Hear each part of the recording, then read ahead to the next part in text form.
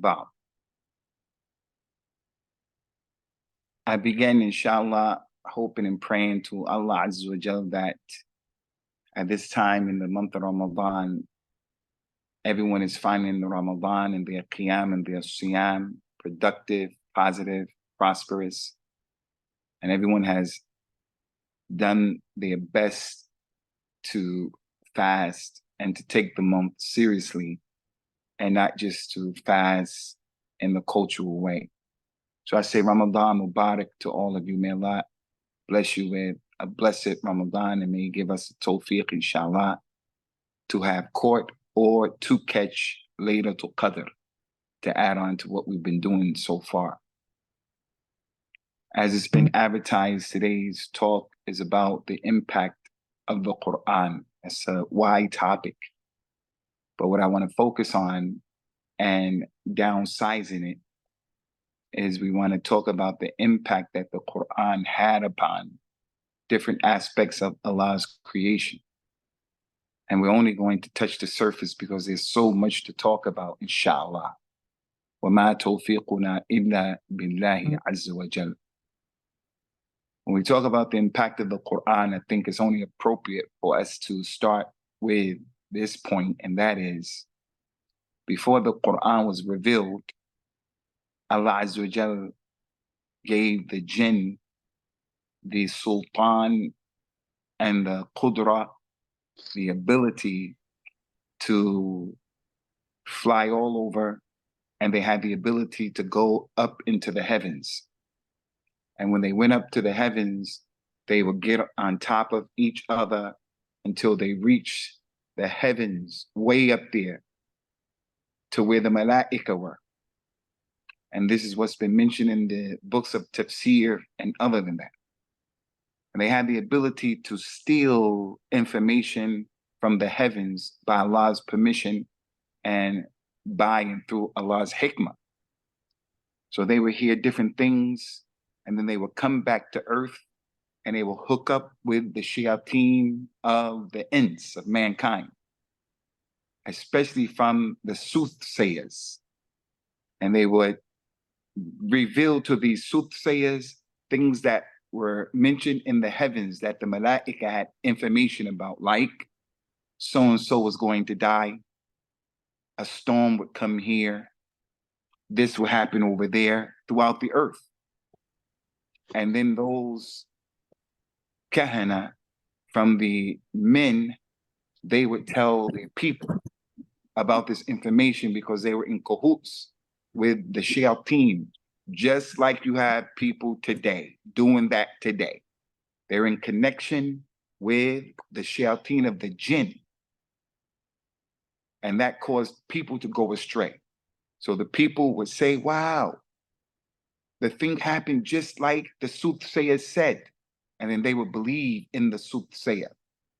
And this is why in Al-Islam, this is considered to be shirk, just going to the soothsayer.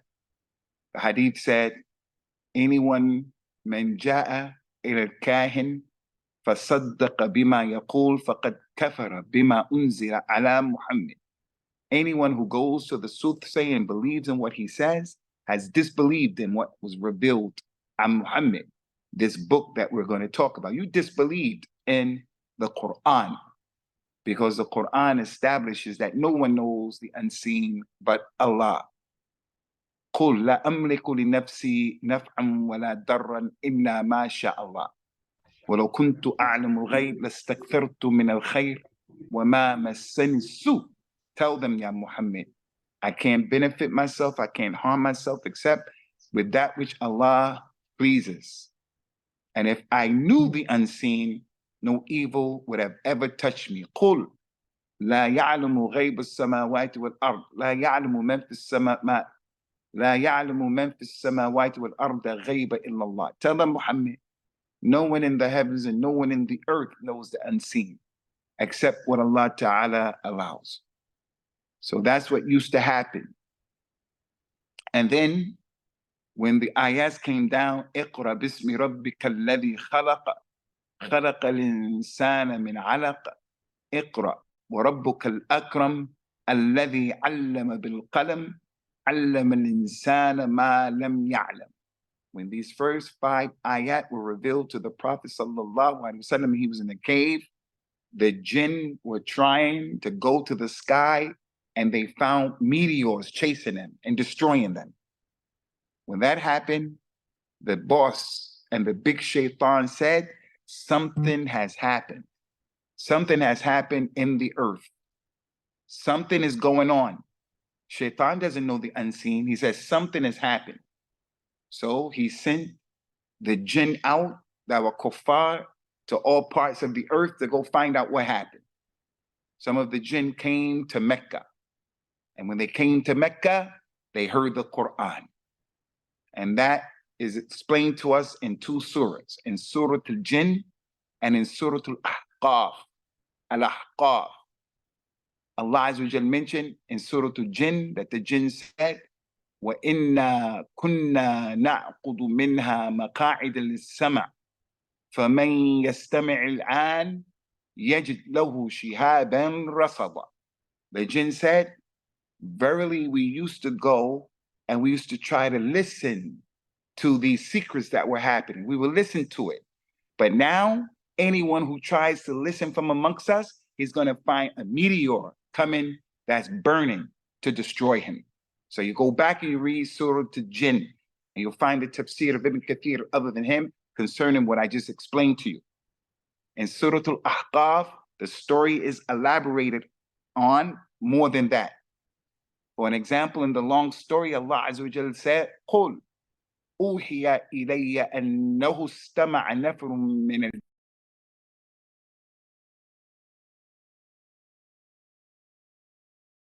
Sheikh, if you can unmute yourself, by mistake I unmuted you. Just if you can unmute yourself, Sheikh. وَقَالُوا إِنَّا سَمِعْنَا قُرْآنًا عَجَبًا يَهْدِي إِلَى الرُّشْدِ فَآمَنَّا بِهِ وَلَن نُشْرِكَ بِرَبِّنَا أَحَدًا. Listen to that. That was in the Surah of Al-Jinn. Tell them, Ya Muhammad, verily it has been revealed to me that a group of jinn came and they listened to the Quran. And the jinn said, verily we have heard a tremendous Quran, a tremendous qira'ah, a tremendous recitation. It's amazing. It guides to that which is correct. So therefore we believe in it and we will never make shirk with our Lord. Those 2 ayats are from Surah Al-Jinn. As for Surah Al-Ahqaf, Allah elaborated on it a little bit more. وَإِذْ صَرَفْنَا إِلَيْكَ نَفْرًا مِنَ الْجِنِّ يَسْتَمِعُونَ الْقُرْآنَ فَلَمَّا حَضَرُوهُ قَالُوا أَنصِتُوا فَلَمَّا قُضِيَ وَلَّوْا إِلَى قَوْمِهِمْ مُنذِرِينَ قالوا يا قومنا إنا سمعنا كتابا أنزل من بعد موسى مصدقا لما بين يديه يهدي إلى الحق وإلى طريق مستقيم. And remember, Muhammad, when I, Allah, sent to you a group of jinn, they came to listen to your recitation of the Quran. And when they came to you and they sat around you, they said to themselves, everybody be quiet and listen. And when they heard you read the Quran to them, they believed it and they all got up and they went back to the jinn, warning them. They went back to the jinn, warning them. They said to the jinn, "O our people, verily we have heard a book that was revealed after Musa. It confirms what went before it with what was with Musa, and it guides to the truth, and it guides to the tariq that's mustaqim." So those ayat explain the impact of the Quran on the jinn, who are a creation that we can't see, and some believed and some disbelieved. But before I move on, inshallah, it's important that you understand one very critical point concerning this issue. In Surah Al-Ahqaf, when the jinn came, they respected the Quran and they said, "Ansitu, be quiet." Because when the Quran is read, you should be quiet, you should listen to it. In our masjids, in Birmingham, in Cambridge, in America, in our masjids, our youngsters, instead of listening to the Quran when they come, they're outside being mischievous. They themselves are being like shayateen of the ins. Around the masjid and close to the masjid, they're out there vandalizing cars.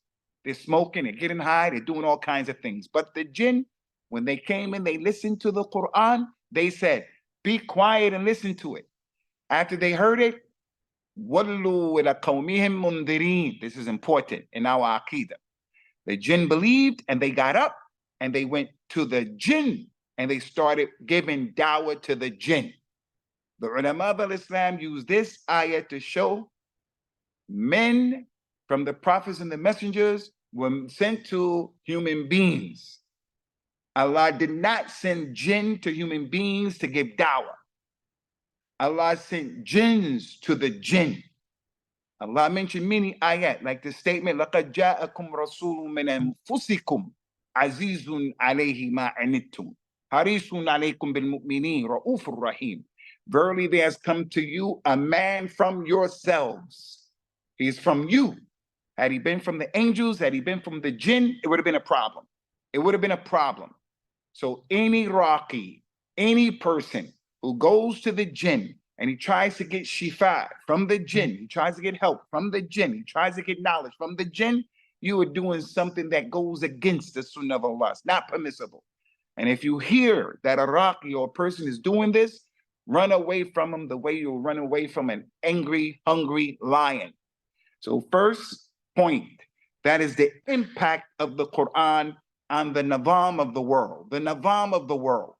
Prior to the Quran coming down, the jinn had the ability to freely freelance and go wherever they want, and even to steal things from the Sama. No one should say, why would Allah allow that to happen? Why does Allah allow Palestine to happen right now while we're fasting and we forget about them? Why would Allah? No, we don't say things like that. Everything is from the hikmah of Allah Azza wa Jal. So that's the first point. The second impact of the Quran, the effect of the Quran of the creation, is the effect that it had upon the one who the Quran came to, sallallahu alayhi wa ala alihi wa sallam. And that's the Nabi of Islam. When the Quran came to the Nabi, it affected him, sallallahu alayhi wa sallam. Allah said about the Quran to Rasulullah sallallahu alayhi wa sallam, Inna sanulqi alayka qawlan thaqila. Ya Muhammad, verily we're going to reveal to you a book that is heavy. It is physically heavy.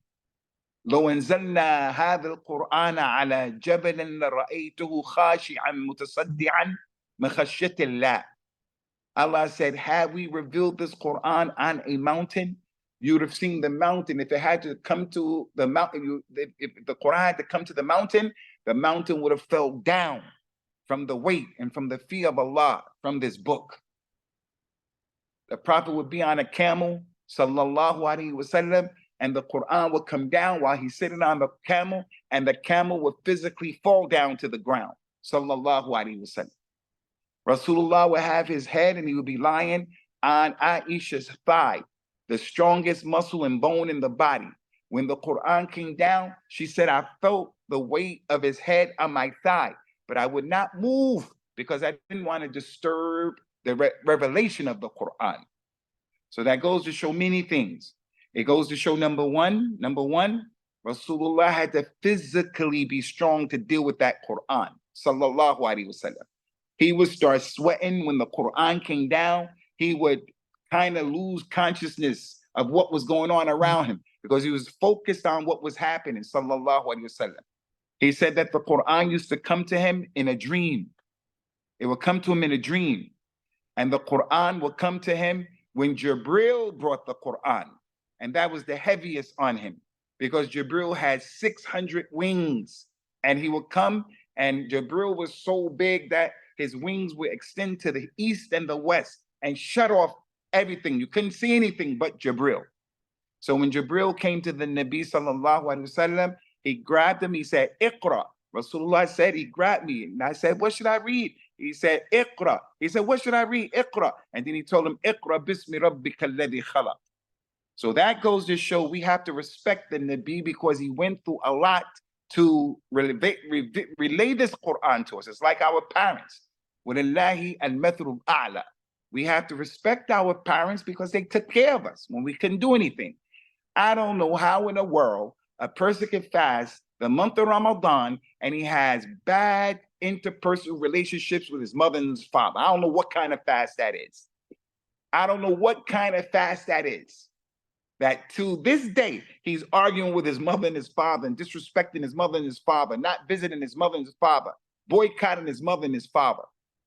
This also shows, and this is really important, what the Prophet went through, sallallahu alaihi wasallam, that the Quran is heavy. It is heavy, the responsibility. Something is wrong with some of the du'ats who claim that they call to the sunnah. I call them ghulat, but they don't have a monopoly on this. Many people are like this from the du'at who are jealous. They're jealous that Mufti Mink gets 1 million hits, for an example. They're jealous that Yasser Qadi gets 1 million hits on a video. They're jealous that so many people came to his lecture or to that lecture. And for them, they only get 1,000, 2,000, 3,000. Less people come, they get mad. So their dawah is, don't listen to him. Don't listen to him. He's a deviant. Just listen to me. Just listen to us. What are you, Majnoon? Who in his right mind wants to be by himself carrying the heaviness of the Quran, the heaviness of the dawah of al-Islam? Rasulullah told the people, sallallahu alaihi wasallam, in an authentic hadith, Ala inni tarikum fikum thaqalain. I am leaving you people with 2 heavy things. And then he told them, I'm leaving you with the book of Allah. And it is guidance. Hold on to it. It is the rope of Allah that extends from the heavens to the earth. Grab it and take it. And then he said, Ala udhakkirukum bi ahli bayti. Ala udhakkirukum bi ahli bayti. Ala udhakkirukum bi ahli bayti. And the second heavy thing, take care of my Ahlul Bayt. Take care of my Ahlul Bayt. Take care of my Ahlul Bayt. He didn't say, worship my Ahlul Bayt. He didn't say, everything that Ahlul Bayt say, you take it because they don't make mistakes. He didn't say that. He said, take care of my Ahlul Bayt. He didn't say just take care of Ali and Fatima, Hassan and Hussein. He said, take care of any and everyone from Ahlul Bayt. So that's some of the benefits that we get when we look at the Quran's effect and impact upon Rasulullah himself, sallallahu alaihi wasallam. He physically went through a tough time, hardship, in order to be the vessel, sallallahu alaihi wasallam, for lack of a better word, to be the medium for the Quran to come to the earth. He went through a lot, and now he has to relay that message. His dua was mustajab, but he came to the Ansar. He came to the Ansar. He came to the Muhajirin, and he said, Man yansurni an uballik risalati Rabbi. Who will help me to relay the risala of my Lord? We want to relay the sunnah. I don't have all of the answers. I can't possibly relate all of Islam by myself. I have my wives. I have my children. I have my health. I have my abilities. I have my infirmities. What does it look like me always saying, this masjid is no good, that masjid is no good, this, until I'm the only one? Who does that? I tell you who does that. A person who something is wrong with him. Something is mentally, spiritually wrong with him. As a father and a husband, I want my older sons to help me take care of my family. I need my daughters to help in the house. Who in his right mind wants to carry the mas'uliyah on his shoulders by himself?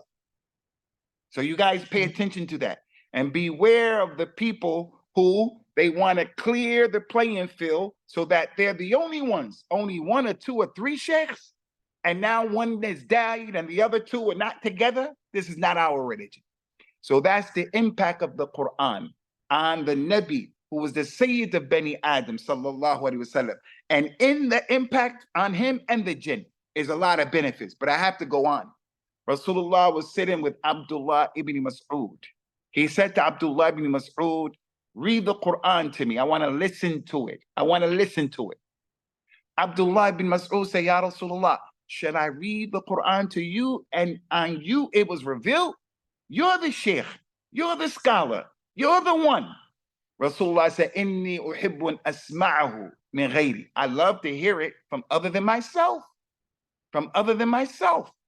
He said, Abdullah ibn Mas'ud, so I started reading Surah An-Nisa, which goes to show it had that name, Surah An-Nisa. He said, I started reading Surah An-Nisa from the beginning.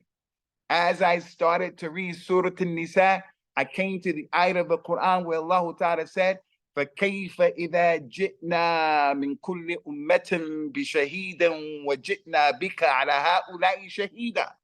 Allah said, how is it going to be Yawm al-Qiyamah when we bring every single ummah, and every ummah will have a witness over it? Musa, Ibrahim, Ishaq, Yaqub, Ismail, all of them will be witnesses over their people. And we will bring you, Muhammad, as a witness over these people. Abdullah ibn Mas'ud said, when I read that ayat after beginning Surah An-Nisa, Rasulullah said, Hasbuka, Hasbuka al-an, which means enough now, stop reading.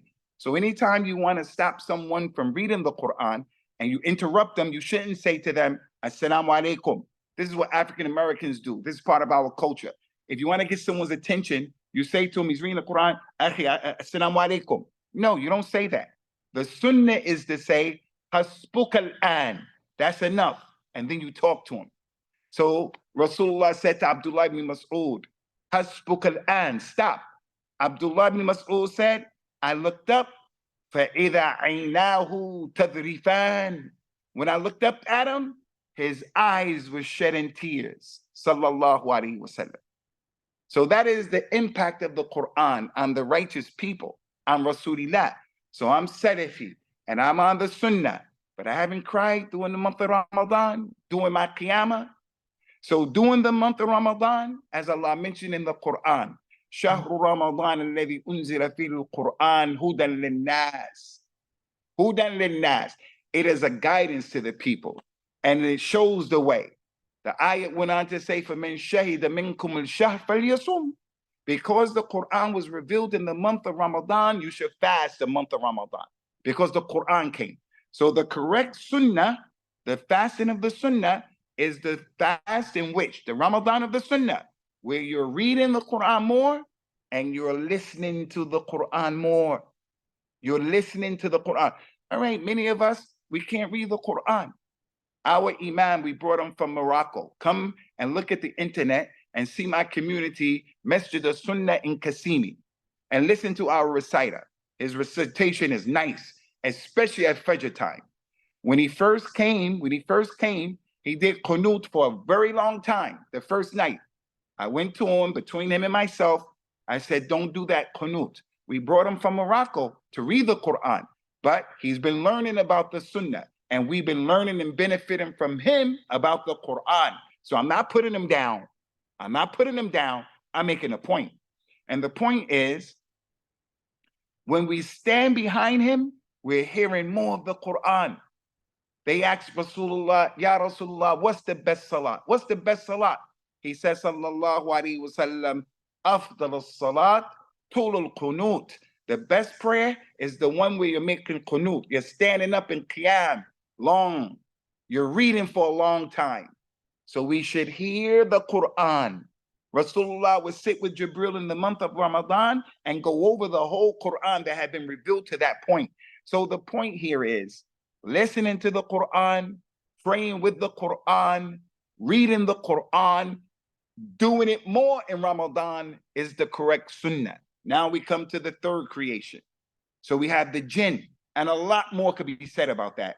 We have Rasulullah sallallahu alaihi wasallam. Some of the people of At-Tasawwuf, they say that Rasulullah sallallahu alaihi wasallam, the whole world was created for him. That the greatest creation is Rasulullah sallallahu alaihi wasallam. He's greater than the Arsh. He's great. We Ahl Sunnah, we don't get into that.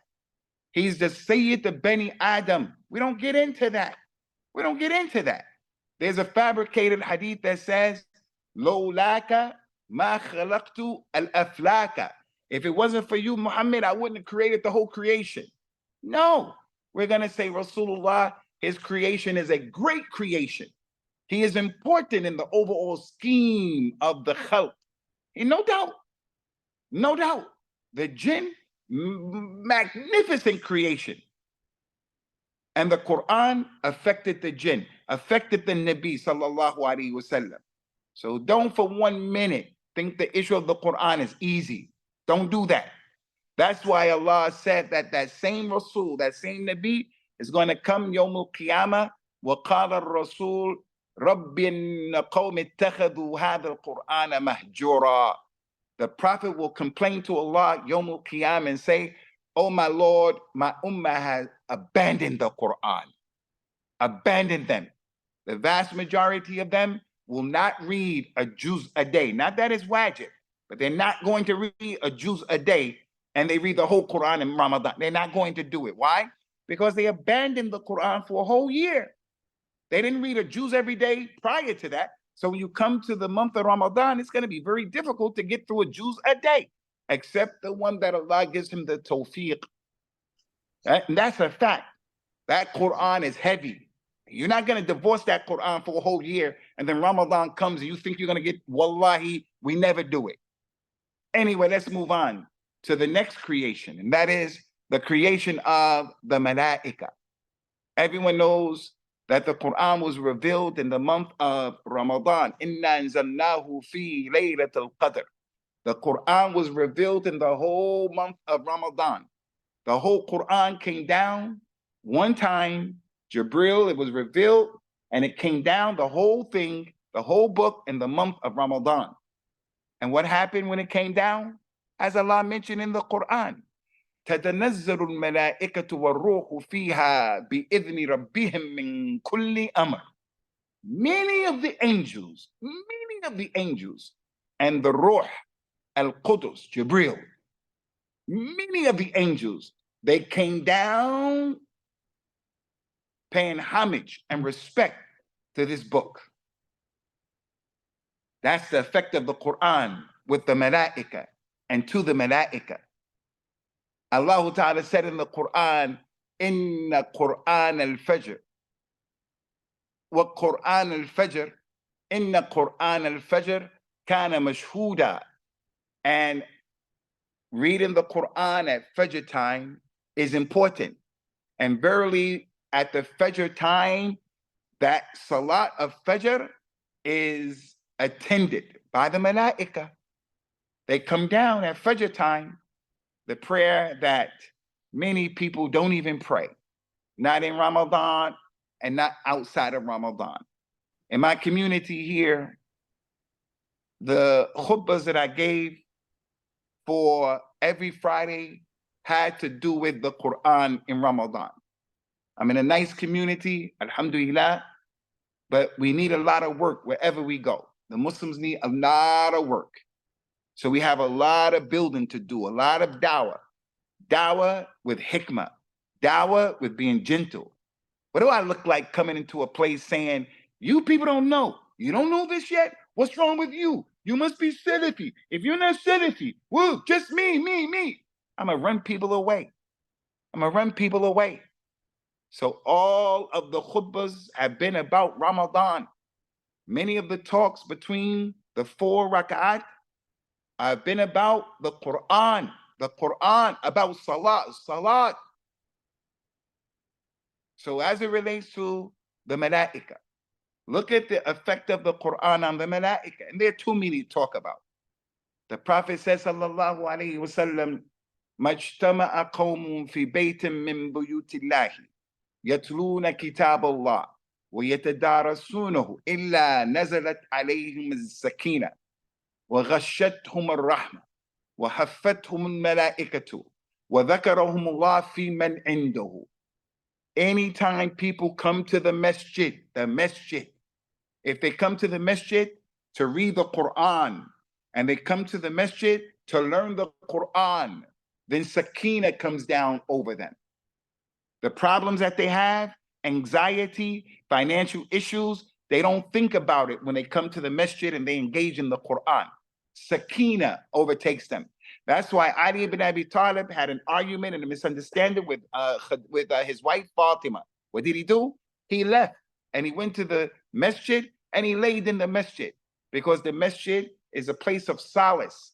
It's not the place where you start picking fights with people, talking about every lecture you give, so-and-so's a deviant, and so-and-so's a deviant, and the ulama with us, and we're the gatekeepers, we're the Salafi. Come on,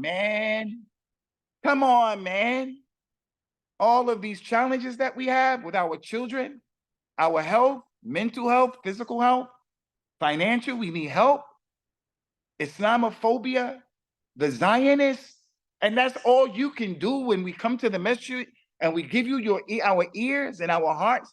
That's the best that you can do, is just to wipe the floor with other Muslims who you don't agree with. Come on.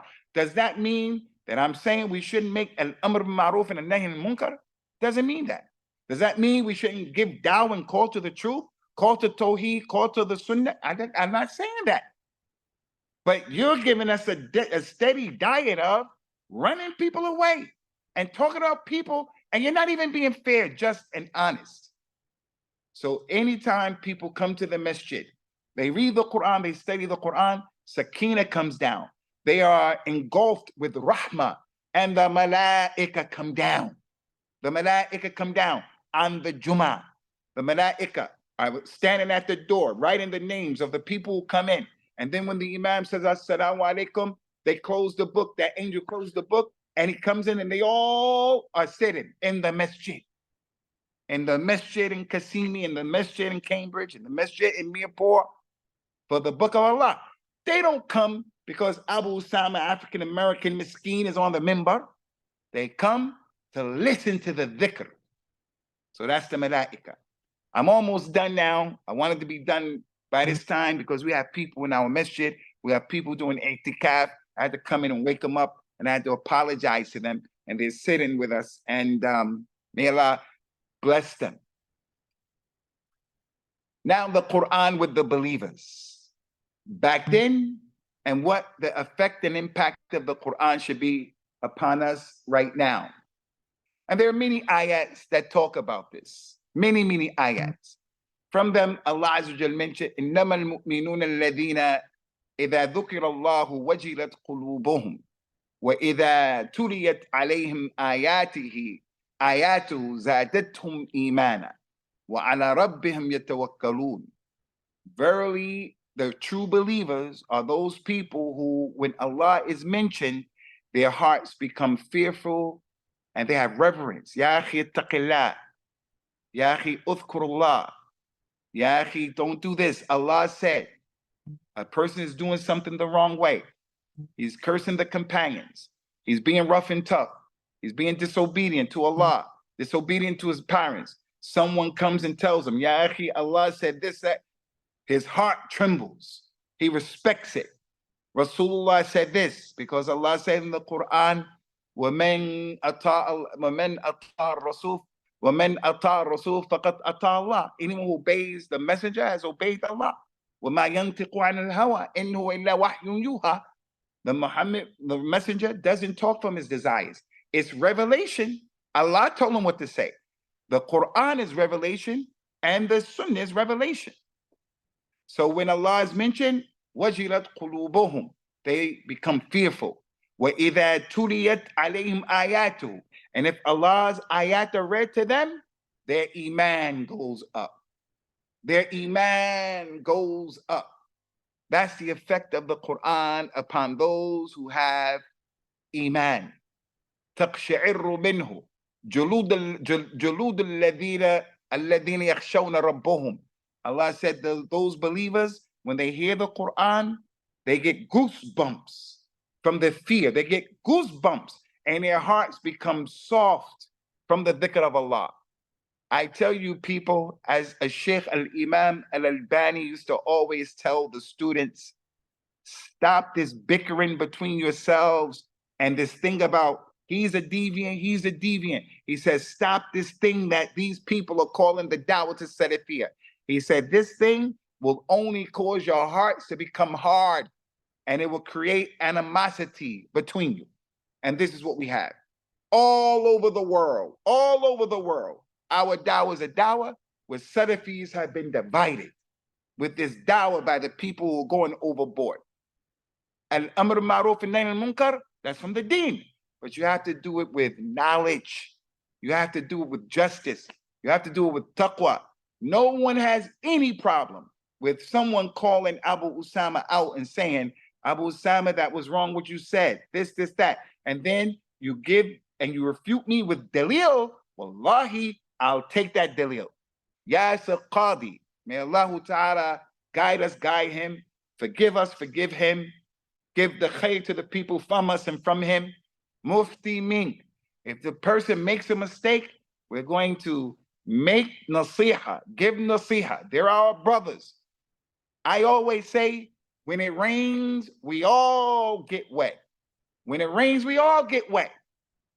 Islam benefits when people are given dawah. Doesn't always have to come to me, come from me. And when we lose by dealing with each other like that, Al-Islam takes the L. Al-Islam takes the loss. We have to do these things the correct way. So that's the effect and impact of the Quran on the believers. And there are more ayat, but I'm going to give the last one, the last issue. The effect of the Quran on the non-Muslims. Quraysh, Abu Lahab, Abu Jahl, on genocide Joe Biden.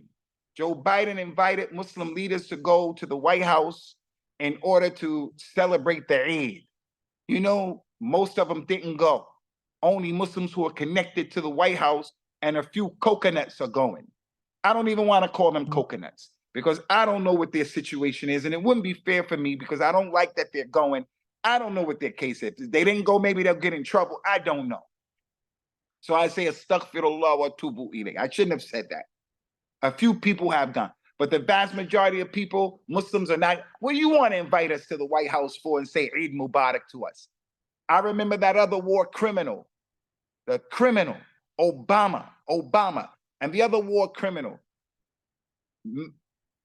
of the UK. I forgot his name. Tony Blair. I remember they said Ramadan Mubarak. Both of them said Ramadan Mubarak to the Muslims after they killed the Iraqis, after they did what they did to Kashmir, after they continue to be shayateen al-ins in the dunya. And then the people who call themselves the people of the Sunnah were saying, oh, look how good they are. MashaAllah. Look at Tony Blair and Obama. See, they really good. And then your brothers who are trying to give dawah to the Sunnah, you're telling people they're not Salafi. They're deviants. That's why I'm telling you, brothers and sisters, you got to stay away from this sickness. I'm choosing those people today because I could talk about Brelby's deal, but I'm choosing those people because those people are dangerous on the dawah to Salafiyah. Tony Blair, Genocide Joe. Anyway, what was the impact and the effect of the Quran upon the kuffar? Those who refused to accept Islam. Allah mentioned many things. When Prophet Muhammad came, sallallahu alaihi wasallam, he started giving dawah to the people. Abu Lahab, Abu Jahl, Umayy ibn Khalif, they used to clap, whistle, make noise. The women would hit the pots and the pans. They would say to the people and talk, try to distract the people. وَقَالَ الَّذِينَ كَفَرُوا لَا تَسْمَعُوا لِهَذَا الْقُرْآنِ وَأَلْغَوْا فِيهِ لَعَلَّكُمْ تَغْلِبُونَ.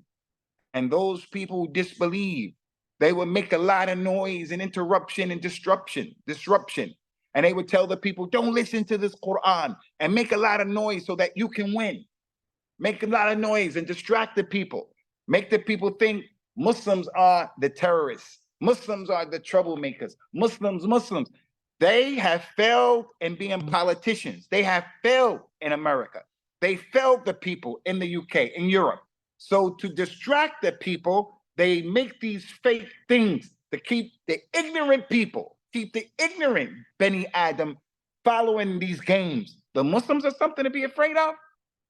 No, you people are the thing that we should fear.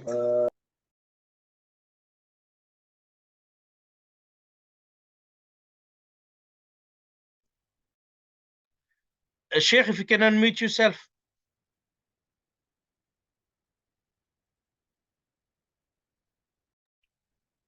How long have I been muted? Just few seconds, it's okay. Just few seconds.